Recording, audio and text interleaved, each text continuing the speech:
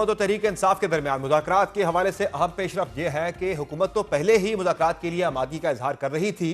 तहरीक इंसाफ को मुज़ाकरात की मेज पर आने की दावत देती रही है, लेकिन अब तहरीक इंसाफ की तरफ से भी अहम पेशरफ यह हुई है कि वज़ीर आला खैबर पख्तूनख्वा सुहेल अफरीदी की जानिब से मुज़ाकरात के लिए आमादगी का इजहार किया गया है। सुहेल अफरीदी का कहना है कि वो मुक़्तदरा से बातचीत करना चाहते हैं। इस बड़ी डेवलपमेंट के साथ साथ साथ कोशिशें भी शुरू हो चुकी हैं और एक नेशनल डायलॉग कमेटी जो है वो भी मुतहरिक हो चुकी है। 7 तारीख को उनका इजलास है जिसमें हुकूमत और तहरीक इंसाफ दोनों से बातचीत करके मुज़ाकरात का माहौल बनाने की कोशिशें की जाएंगी। इसी नेशनल डायलॉग कमेटी के मुहर्रिक हैं फवाद चौधरी साहब हमारे साथ प्रोग्राम में मौजूद हैं। उनसे जानेंगे कि कब से वो अपनी जो है वो डेवलपमेंट स्टार्ट कर रहे हैं। अब तक की जो उनकी मुलाकातें हुई हैं हुकूमती और तहरीक इंसाफ के कैंप के अंदर, उसमें उन्हें क्या रिस्पॉन्स मिला है, बात करेंगे फवाद चौधरी साहब से। बहुत शुक्रिया फवाद चौधरी साहब, आपने प्रोग्राम में ज्वाइन किया। ये बताएगा कि आपने जो बनाई है नेशनल डायलॉग कमेटी, रात को उसका पहला इजलास भी आप करने जा रहे हैं। ये बताएगा कि इसका जो ग्राउंड वर्क होना है वो भी आपने साथ साथ शुरू कर दिया है, या वो इस 7 के इजलास के बाद आप जो है वो राब्ते शुरू करेंगे तहरीक इंसाफ के साथ भी? यार इसमें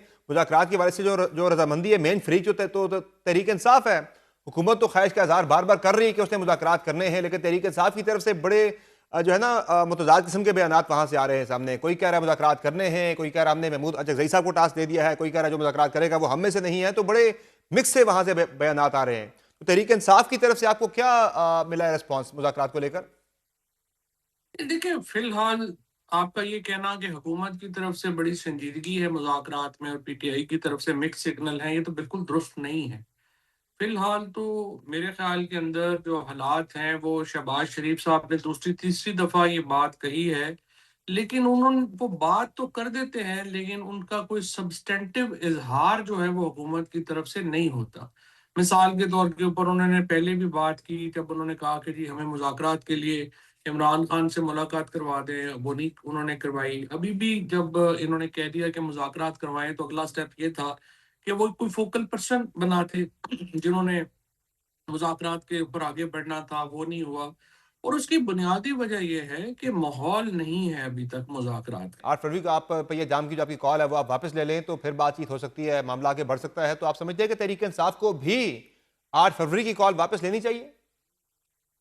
अगर आज आप कोट लखपत के लोगों का जो रिलीफ है वो करें, तो पीटीआई 8 फरवरी का वापस ले लेगी। कोई ऐसा इसमें कोई दो राय नहीं है, कोई प्रॉब्लम नहीं है। पीटीआई को मैं तो देखें ना, हमारी जो मीटिंग्स हुई कराची में, लाहौर में, जो हमारे पीटीआई के सारे दोस्त मिले थे, उसमें जो मेरा मौक़िफ़ था वो था ही ये कि देखें, अगर अभी एंगेजमेंट शुरू नहीं होगी, तो सुहेल अफरीदी के पास कुछ और ऑप्शन नहीं होगा सिवाय इसके कि वो लॉन्ग मार्च करें। अब लॉन्ग मार्च में अगर लाखों लोग नहीं भी निकलते, तो देखिए पाकिस्तान के अंदर पॉलिटिकल टेम्परेचर बड़ा हाई हो जाएगा और उसके नतीजे में वफाकी हुकूमत वहाँ गवर्नर रूल लगाएगी। ये असेंबलियों से इस्तीफे देंगे और अगला पूरा साल भी हमारा जो पाकिस्तान का है, वो बहुत इस वक़्त जो इंटरनेशनल सिचुएशन जिस तरीके से डेवलप हो रही है। आपकी कमेटी के लोग भी तो जा सकते हैं खान साहब के पास एज अ न्यूट्रल फरीक, जाके उनसे बातचीत की जा सके। यकीनन मैं समझता हूँ इमरान इस्माइल है, मैं हूँ, ये जो 4-5 लोग हैं, हम इमरान खान साहब से वो बात भी जो है वो कई बातें हम उनसे जो है वो मनवा सकते हैं।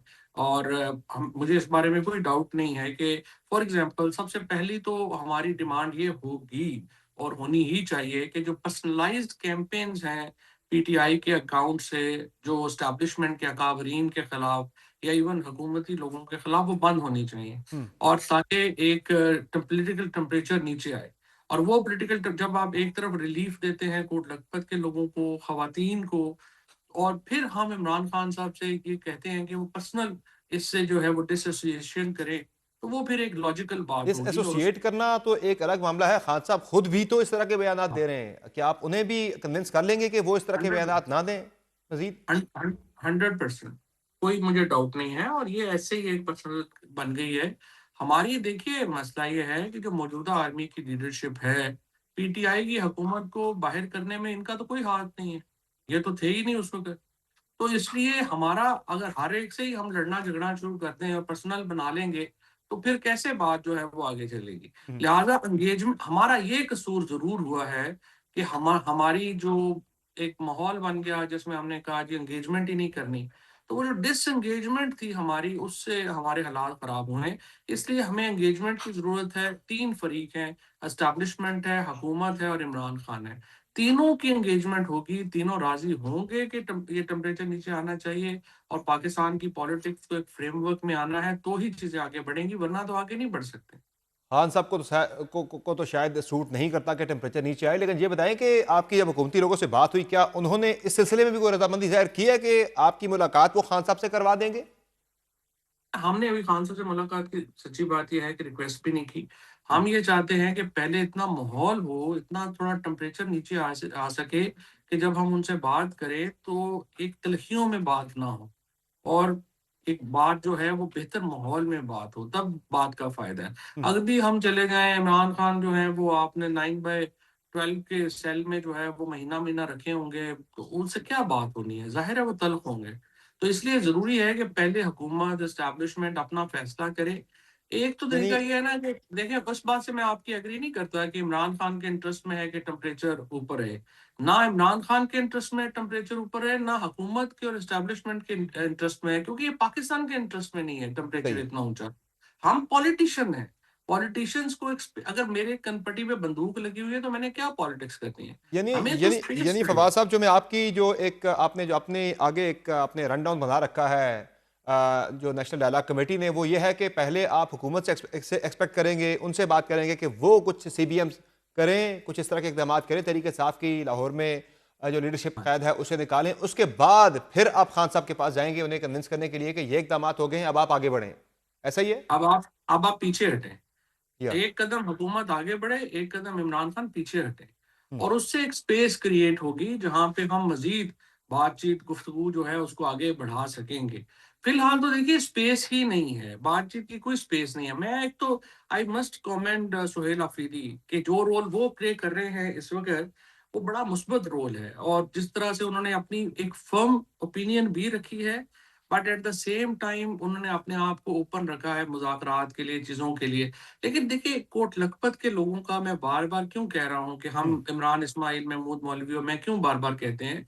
देखिए, इनका सुहेल अफरीदी का ज़ाहिर है कि खान साहब के साथ पुराना ताल्लुक है, लेकिन उनका उस तरह से इमरान खान नहीं सुहेल अफरीदी को जानते सही। और कि वो उनके साथ कोई खुल के बात कर सकें।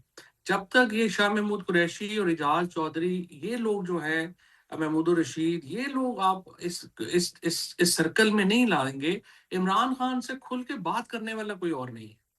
सही है। बहुत शुक्रिया फवाद चौधरी साहब, आपने प्रोग्राम में कीमती वक्त दिया। नाज़रीन, आपने गुफ्तगू सुनी। जो नेशनल डायलॉग कमेटी है उसके भी अहम रुकन हैं, मुहर्रिक हैं उसके फवाद चौधरी साहब, जिनका कहना है कि पहले हुकूमत इक़दाम उठाए, उसके बाद वो खान साहब के पास जाएंगे, उन्हें कन्विंस करने की कोशिश करेंगे और ही इज़ वेरी कॉन्फिडेंट कि खान साहब को कन्विंस कर भी लिया जाएगा कि वो एक कदम पीछे हटें।